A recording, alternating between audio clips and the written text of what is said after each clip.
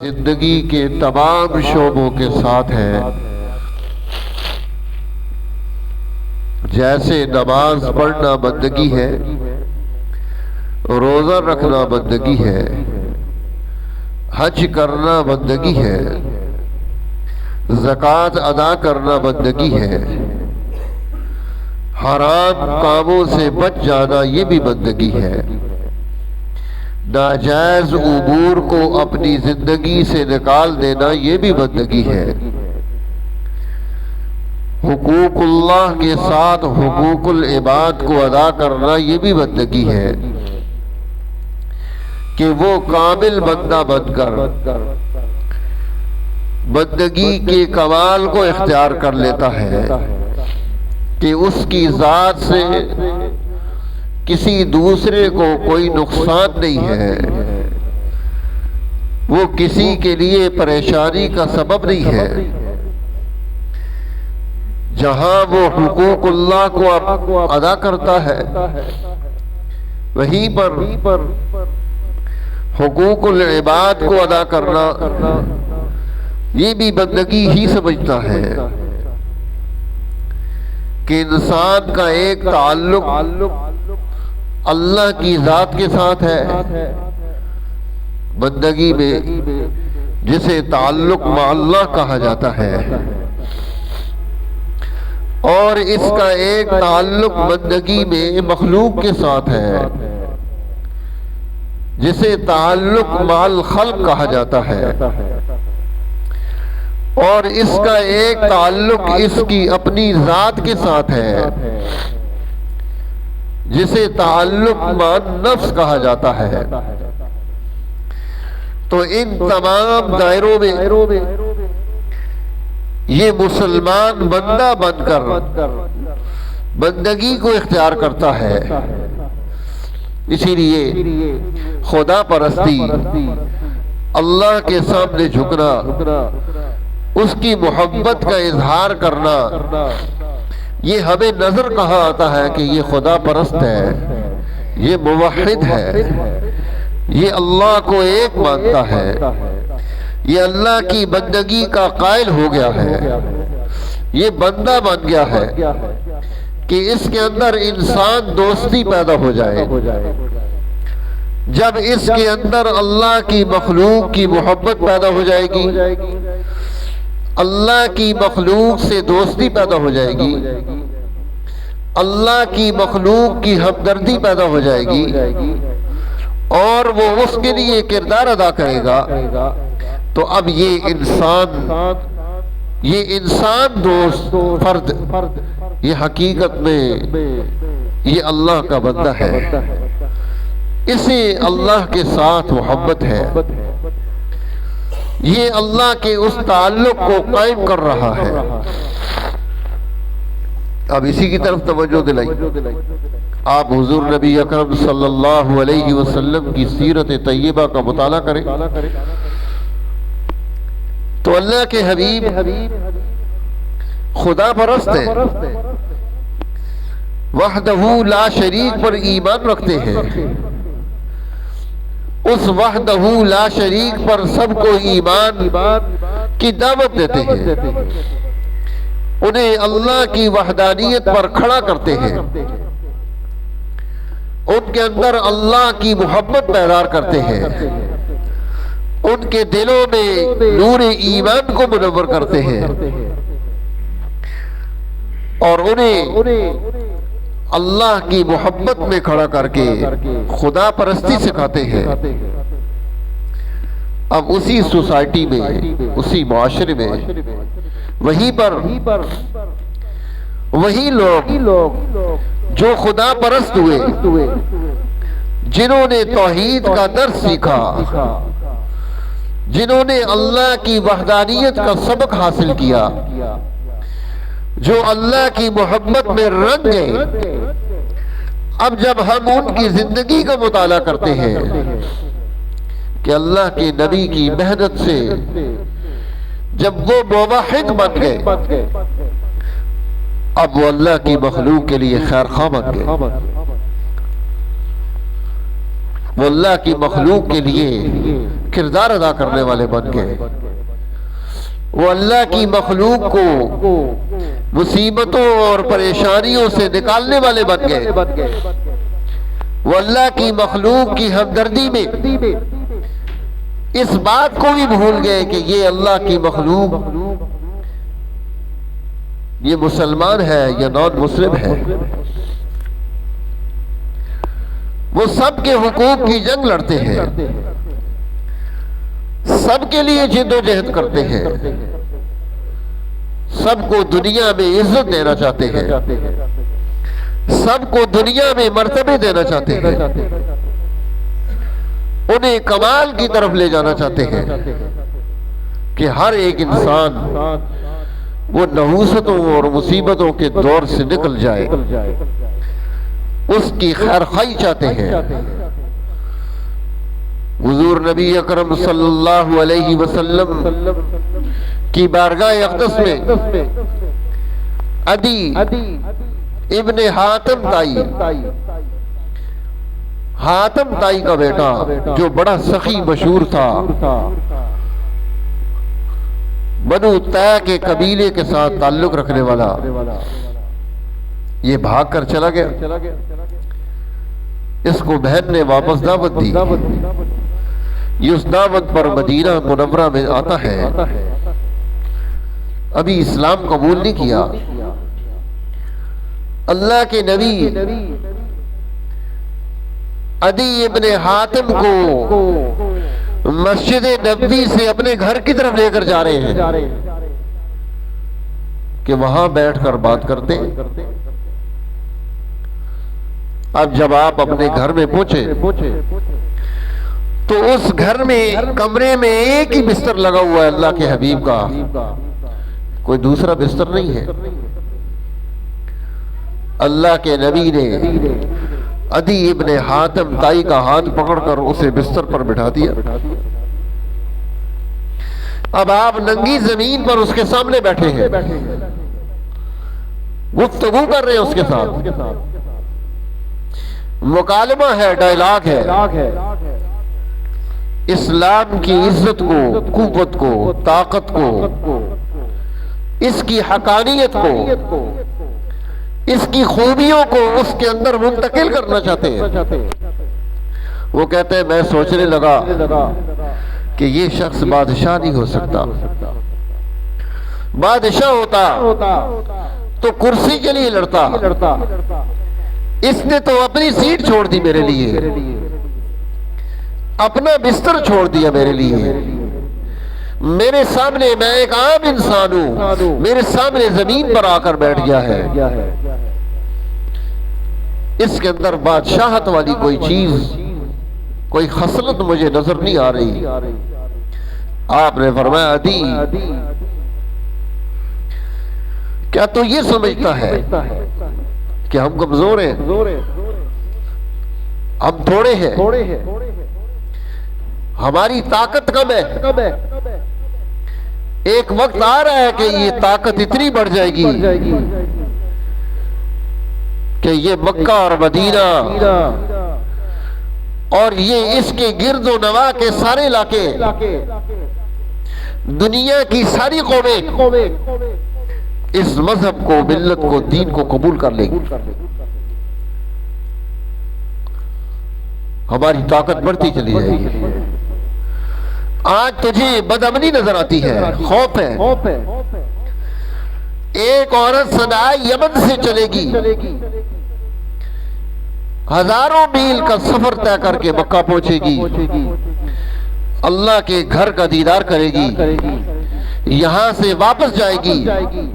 उसकी जान को, उसके माल को, उसकी इज्जत को कोई खतरा नहीं होगा कि कोई उसकी इज्जत लूट लेगा रास्ते में, या कोई उसकी जान के दर पे हो जाएगा, या कोई उससे माल छीन लेगा। इस्लाम इंसानी सोसाइटी को तरक्की के इस दौर पर लाना चाहता है। आज आपके मुल्क में कितनी अखबारों में ये केस आ चुके हैं, इलेक्ट्रॉनिक मीडिया पर आए हैं, प्रिंट मीडिया पर आए हैं कि जहां पर कोई एक्सीडेंट हुआ वहां पर सबसे पहले जो लोग उसमें हादसे में शिकार हो गए उनके जेब खाली कर दी। मुसलमान है, कोई बाहर से नहीं आया जिसने जेब खाली की है, हम ही थे। हम खैर खा बनकर सबसे पहले जेब खाली कर रहे हैं। कानों को नोच कर बालियां छीननी। एक आदमी भाग रहा है, उसका खून निकल रहा है, लोगों ने हमदर्दी के तौर पर पकड़ लिया कि भाई इसका कोई इलाज किया जाए, इतना तेज खून बह रहा है इसका। जब चादर उठाई तो अंदर से औरत का बाजू निकलता है कटा हुआ, सोने की चूड़ियां उसमें।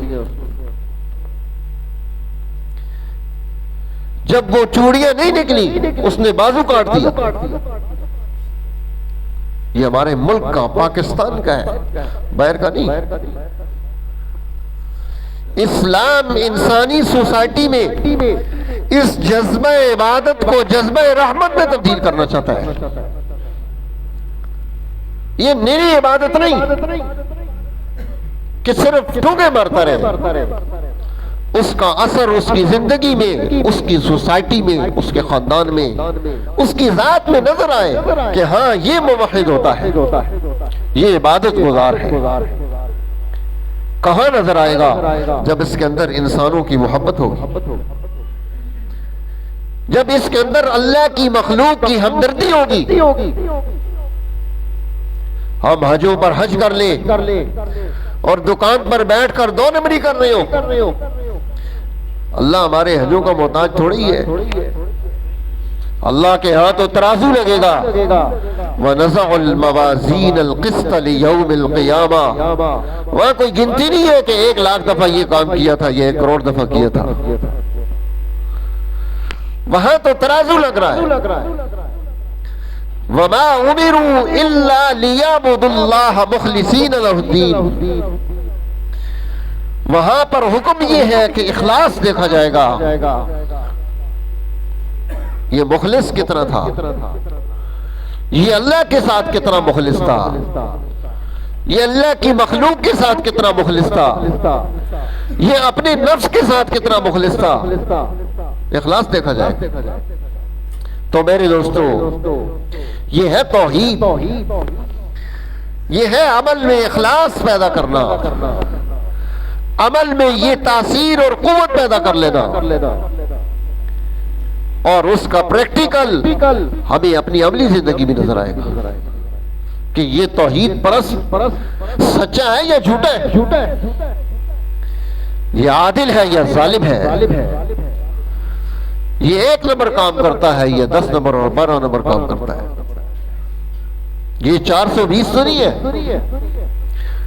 तो मेरे दोस्तों, दीन इस्लाम मुसलमान के अंदर ये खूबी मुंतकिल करना चाहता है जिसकी तशरीह जनाब नबी अकरम सरवरे दो आलम सल्लल्लाहु अलैहि वसल्लम अदी इब्ने हातिम ताई के सामने रख रहे हैं कि मैं जो सोसाइटी पैदा कर रहा हूं, तौहीद पर मैं जिन लोगों को जमा कर रहा हूं, जो रियासत में पैदा कर रहा हूं, वहां पर बदअमनी नहीं होगी, वहां पर खौफ नहीं होगा, वहां पर ज्यादती नहीं होगी, वहां हमदर्द लोग रहते होंगे, खैर खा लोग रहते होंगे। तो मेरे दोस्तों, ये सोसाइटी तो रसूलुल्लाह पैदा करना चाहते हैं, और हम जो सोसाइटी लेकर बैठे हुए हैं, हम जो अपने आप को मुसलमान कहते हैं, हम जो तौहीद का नारा बुलंद करते हैं, अल्लाह के नबी तो वो सोसाइटी पैदा करना चाहते हैं। हमने कौन सी सोसाइटी पैदा की? आप पूरे दौर को देख लीजिए, इस्लाम के गलबे का दौर है, और ये अल्लाह को देख लीजिए, ये हजारों लाखों लोग यहां मुसलमान हुए, तो ये उन औलिया अल्लाह की मोहब्बत का नतीजा था कि उनकी इबादत वो मोहब्बत बनकर सोसाइटी में सामने आती है, लोग उस दीन को कबूल कर रहे हैं। उन्होंने अपने दस्तरखान को खोल दिया हर एक के लिए, हर बड़ा और छोटा, हर पढ़ा लिखा और अनपढ़, हर अमीर और गरीब, जिसे सोसाइटी में कोई वक्त नहीं वो भी उसी दस्तरखान पर आकर बैठ रहा है, खाना खा रहा है। उसका नतीजा क्या निकला कि जब उसने यहां मोहब्बत देखी, इस मोहब्बत के नतीजे में कि ये ईमान हमें ये सिखाता है, ईमान हमारे अंदर मुसावात पैदा करता है, ईमान हमें अदल का दर्स देता है, ईमान खैरखाई का दर्स देता है। उन्होंने कहा इस ईमान को कबूल कर लेना चाहिए। एक बड़े वली है, उनके पास एक आदमी आया कैंची लेकर तोहफे के तौर पर, तो फरमाने लगे भाई हमें तो कैंची की जरूरत नहीं है, हमें तो सुई धागे की जरूरत है। तोहफा लाना है तो सुई धागे का लाते हैं, हम तो सी रहे हैं, हम तो काट नहीं रहे। कि अल्लाह की मखलूक को काट कर अलग करके हम उसे सोसाइटी से दूर कर दें। तो मेरे दोस्तों इखलास देखा जाएगा इबादत में, वमा उमिरू इल्ला लियअबुदुल्लाह मुखलिसीन लहुद्दीन, कि उन्हें हुक्म ये है कि वो इबादत में खालिस होकर आगे बढ़े, और उस इबादत का नतीजा, उनकी इबादत का नतीजा, मेरी इबादत का नतीजा, आपकी इबादत का नतीजा इंसान दोस्ती की शक्ल में नजर आए कि हमारे दिल में अल्लाह की मखलूक की मोहब्बत मौजूद हो। उस मोहब्बत के लिए हम कोई जामे और इज्तिमाई किरदार अदा कर रहे हो। अल्लाह की मखलूक को ज़बान से निकालना चाहते हो, अल्लाह की मखलूक को उरूज की तरफ ले जाना चाहते हो, अल्लाह की मखलूक की गुर्बत को खत्म करना चाहते हो। कि इनकी गुर्बत कैसे खत्म होगी, इनके घर का चूल्हा कैसे जलेगा, इनके पास रिज़्क़ कैसे पहुंचेगा, ये दुनिया में इज्जत की जिंदगी कैसे गुजारेंगे, ये अमन और अदल के साथ कैसे आगे बढ़ेंगे, इन्हें माशी खुशहाली कैसे मिलेगी। तो अल्लाह के नबी अदी इब्ने हातिम ताई के सामने यही चीज रखते हैं कि हम अपनी सोसाइटी में, अपने दौर में इस्लाम को इस अंदाज से ला रहे हैं, उसका रिजल्ट और नतीजा ये निकल रहा है। और आपने निकाल के दिखाया, उन लोगों के अंदर ये खूबी मुंतकिल करके दिखाई, उनके अंदर अल्लाह की मोहब्बत का नतीजा अमली तौर पर अल्लाह की मखलूक की मोहब्बत दिखलाया। एक सहाबी कहते हैं एक गज़वे में मैं अपने भाई को तलाश कर रहा हूँ कि उसे पानी पिला दूं। मैं तलाश करता हुआ जब पहुंचा, देखा कि वो जख्मों से चूर एक जगह पड़ा है। मैंने उसको हिलाया और पानी उसके करीब किया कि 2-4 घूंट पानी के पी लो। साथ से आवाज आई अल अतश, प्यास लगी है। उसने कहा पहले पानी उसे पिलाओ। वहां पहुंचा तो तीसरे की आवाज आई, उसने कहा पहले पानी उस तीसरे को पिलाओ। कि सारे बगैर पानी पिए दुनिया से रुखसत हो गए, शहीद हो गए, लेकिन हर एक अपने ऊपर दूसरे को तरजीह दे रहा है। ये है इबादत का नतीजा, ये है तौहीद का नतीजा कि आज हम सब छीन कर अपने पास जमा करना चाहते हैं। अगर आपने तजर्बा करना हो तो आप शादी पर जाकर देखें कि किस तरह हम झपटते हैं माल पर। कितना बंदा खा सकता है? 1 प्लेट खा लेगा, 2 खा लेगा, 3 खा लेगा, लेकिन वो झपटता है ऐसे उस पर कि जैसे सारा कुछ खत्म हो जाएगा और जंग लगी होती है। ये हमारा खुल्क नजर आता है कि हम दूसरों की खरकाई अपने अंदर कितनी रखते हैं।